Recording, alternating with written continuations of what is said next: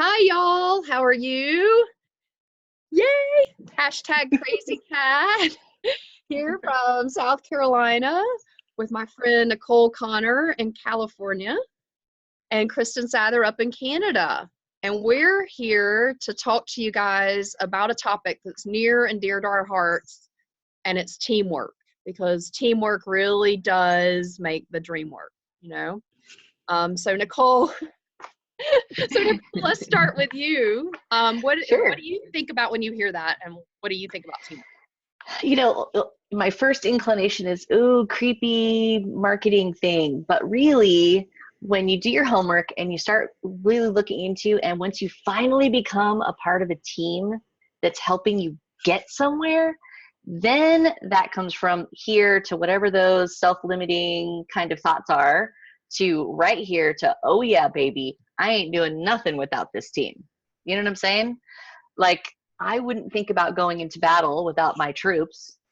I wouldn't think about going into any kind of conflict without my debate team and my cheerleaders in the background. I wouldn't think about doing anything like that in any other circumstance. So why would I think of that any differently when I'm trying to build a business? Right. You know what I'm saying? So for me, teamwork makes the dream work is all about what we affectionately call the triple C's. Once you've committed, once you've committed, then you have an opportunity, at least with our team, to collaborate. And then you have this community of people that are literally every day rallying behind you, whether it's a comment, whether it's an uplifting message, whether it's, hey, you look down today, can I give you a buzz? What's happening? Any of those things. And when we're talking about team, they know what's going on in your life. Not only do they know what's going on in your life, they're paddling with you upstream. You know what I mean? Until we can turn it around and all start going downstream together, right? Like a rowing team, right? That's what it Oh, feels like to me. That is what makes the dream work. Back I to you, Kat. love it. That's great. And I was thinking a lot when you were talking about the quote of rising tides raises all ships. So we all go Mm-hmm. up together, right? That whole rowing together, going up together. So Mm-hmm. Kristen, your turn. What do you think about when you hear dream work or teamwork makes dream work? Well, teamwork is like Nicole was saying, I never really looked at it that way because everybody's so used to being in working for someone else and not joining a company. When we think of joining a company, we're thinking about we're just their work. We don't have that team effort. We don't have any of that. You're working alongside others, but you're not sometimes working together. Now with us, we work together as a team to get things done. We inspire each other. We encourage each other. And like Nicole again was saying, we pick up the phone, we get to know each other's families, what our lives are like. It's like an interconnection of being friends. Sometimes it's a different way of looking at family if you want to look at it that way too.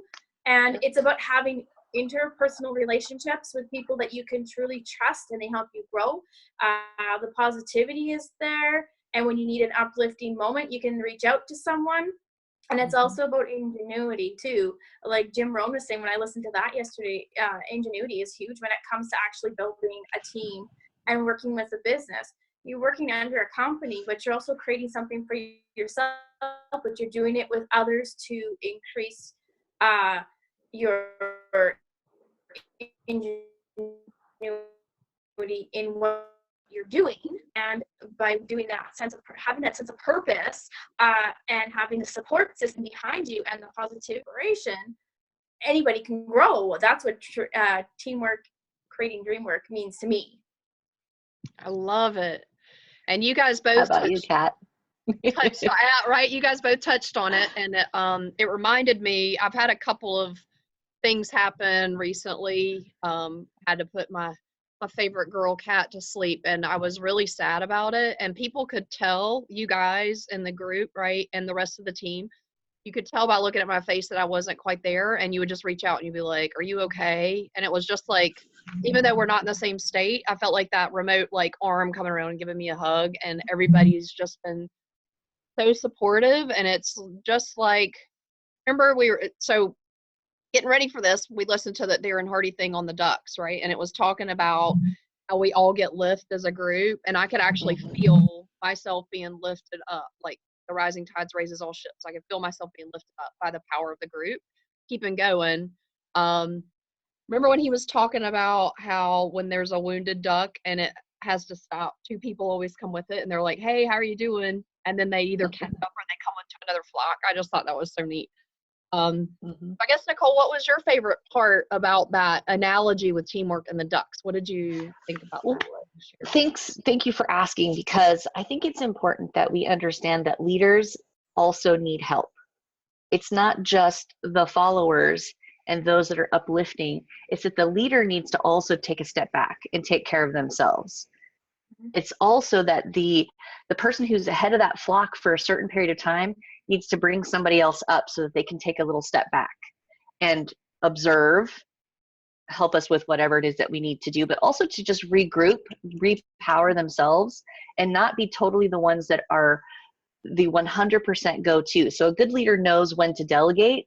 A good leader knows when to bring other leaders up and to train other leaders in their stead, so that it's not always on them. Because if you're the only person who's leading and everybody else is following and no one's taking your place, then you're still just doing all the work by yourself. So what I love about our culture that's been created with our leader here is that she can take a step back and let others lead, so that she can be a part of that community as well. You know, she's not just leading from the front, she's also leading from the back, and she's teaching us all how to do that. So every time we get an opportunity, like just learning what we're learning, how to do these videos, how to communicate with one another, how to create that culture, how to set boundaries for yourself, how to know where your strengths and your weaknesses are. If we don't learn how to teach other people how to do that, then we're always going to be 100% only our effort, which is what's so great about the flock that's flying, is that all of them together. What was the percentage that they more productivity with the team? 70% more productivity with a team. So imagine if all of us are able to duplicate what coach is teaching us, leading from the front and also leading from the back and giving others the opportunity to lead. That's huge. To me, that's the biggest piece of why this culture works so much. Yeah. And even when you're a shy person, you're still given that little nudge. Even the shyest person, even the person who maybe not have all the greatest confidence, still has to lead the flock at least at one point during that journey, right?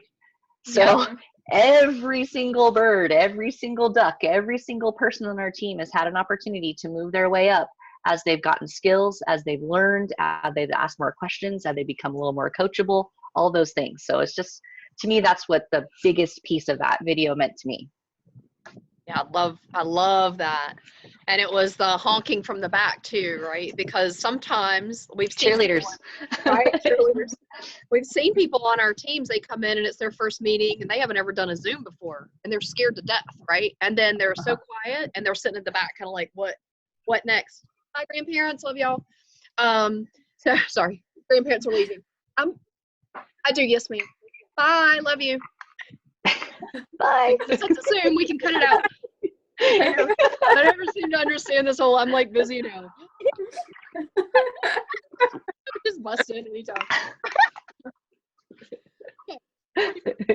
Anyway, back to it. So you were talking about the honking from the back, and you'll see people, their confidence starts to go up. Like, they're happy to honk from the back and kind of go, yeah, that's interesting. And then they start to move up, and then everybody else starts honking for them, and you see like, the glow, right? It's so neat. Yeah. So Kristen, what did you like most about the duck story? I think the fact of the matter is that we all can become leaders with followers in the back, and that we can delegate going from the front to the back and being able to rely on our team when we need it, even though we may be the leader. But it's the fact that you can create other leaders along the way, and spreading the joy and the inspiration out that and teaching others who are willing to be coachable and learn the duplicatable systems of being a leader. That's kind of my short, simple analogy there. I think it's really cool. I never really looked at ducks that way, but yeah, like when you look at the form of them, They're always one's always moving up and the other one's always moving back. And that's what I call teamwork right there, is when you can go to somebody and say, hey, I'm having a moment. And then they move up to the front instead, you know, and you get to kind of be a little bit resilient and recharge and refresh yourself. That's what I got out of the analogy of the ducks. Yeah. Yep.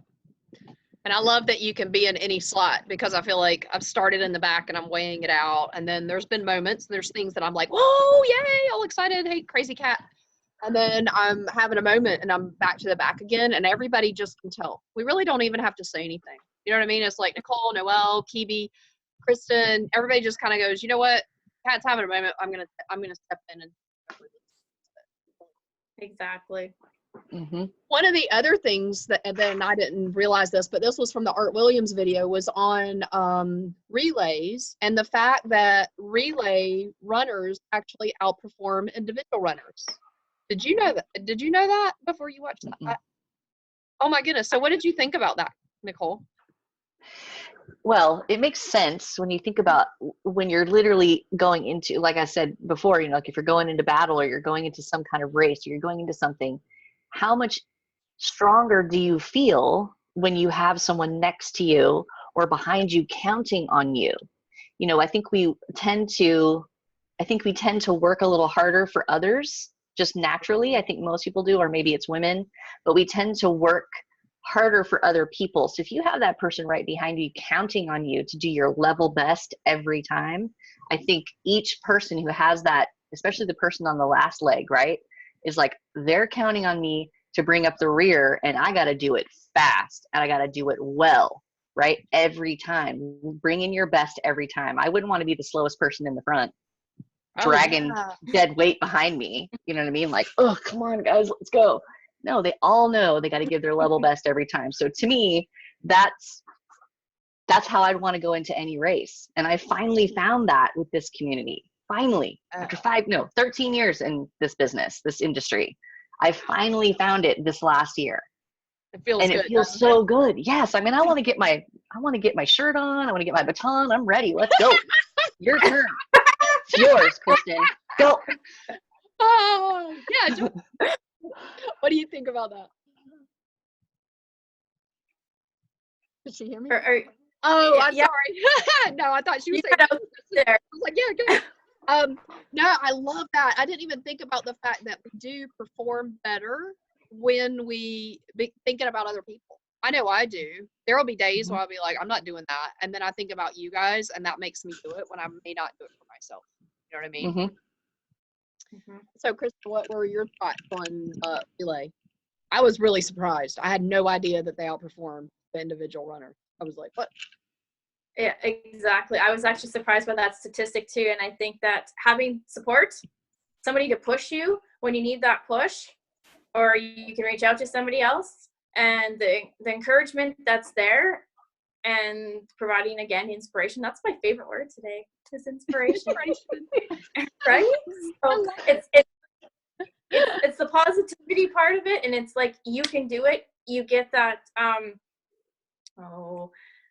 I can't think of the word, guys. I'm stuck. You get that reevaluation of saying, I can do this, you know, and having that particular encouragement going through all of these sometimes hurdles, right? And when you're going through hurdles in life too, and you have that particular support system, they can help you and give you ideas and give you the strength that you need to get through each and every day, regardless of whether you're racing or whether you're going through the race of life. You know, I think that's particularly a good analogy of looking at life too. You have the support system, and the people that believe in you the most, you're going to go somewhere. It's just learning to believe in yourself too at the end of the day too. So you got that, you got everything. I love that. That's great. Yeah, it's one of the, I just love this team so much, and I'm so grateful for everybody. And it's so nice to know that, you know, you make more by everybody putting in 10% effort, that you end up outperforming. And if you have to just feel like you're going it alone and you're running by yourself and you're out there like, okay, where is everybody? You know, but I love it. So What's really great about this is, like in sports, you always have a backup, right? You always have second string. So we're always everyone's second string, right? So if we're scheduled to do something, if we're on, scheduling to be, there's a collaboration of, say the three of us, for example, if we needed to have a pinch hitter, we can call on coach. If we needed to have someone else just fill in for a few minutes, I don't know if you can still see me. My system's acting a little strange. Okay, good. So, when we, like in baseball, they all got a pitch hitter. They always have somebody in the back. If you're a relay runner, there's always that fifth guy waiting just in case someone gets injured, right? In football, you have a whole second string of guys that are waiting to go in when someone gets injured or something like that.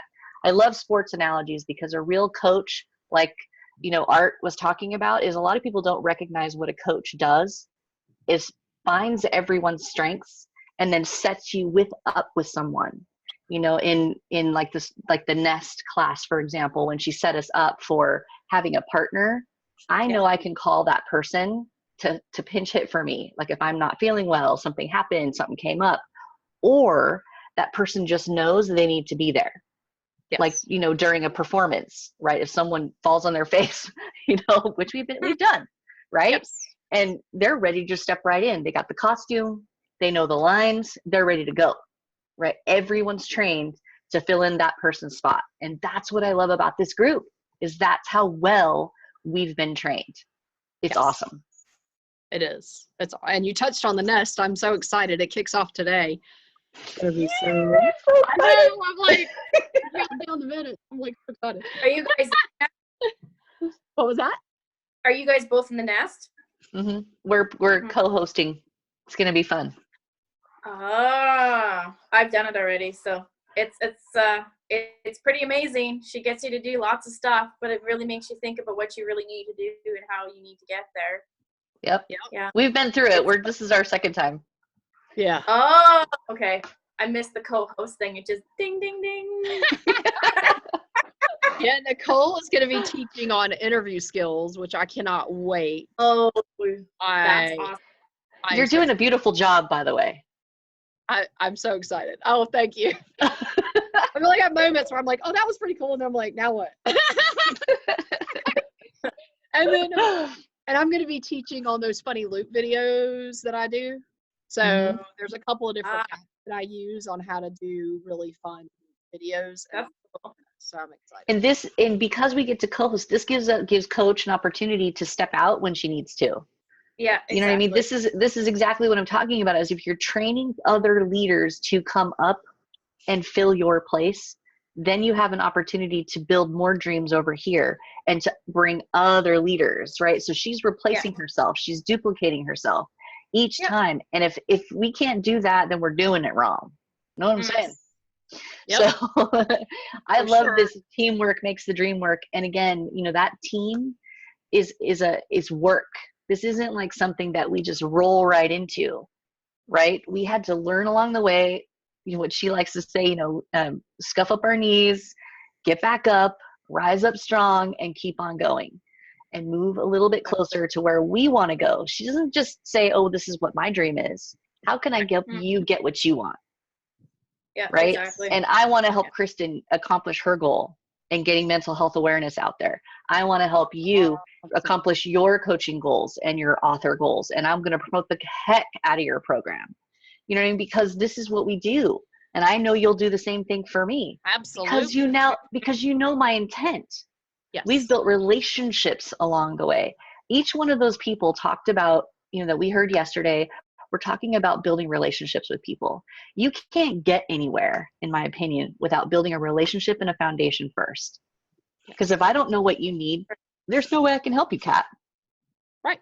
If I don't know what Kristen's goal is and I'm not listening, I'm not paying attention to how it is and what it is that she wants to do, then it's just about the leader and not about the team. Yes. Mm-hmm. Right. Right.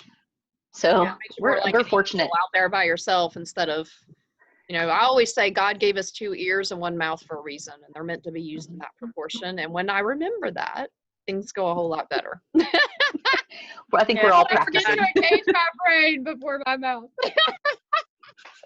Filter. You what? So yeah, I just love the teamwork and I love you girls and this has been great. And thank you everybody for watching us and we appreciate and we love you guys and ask us questions.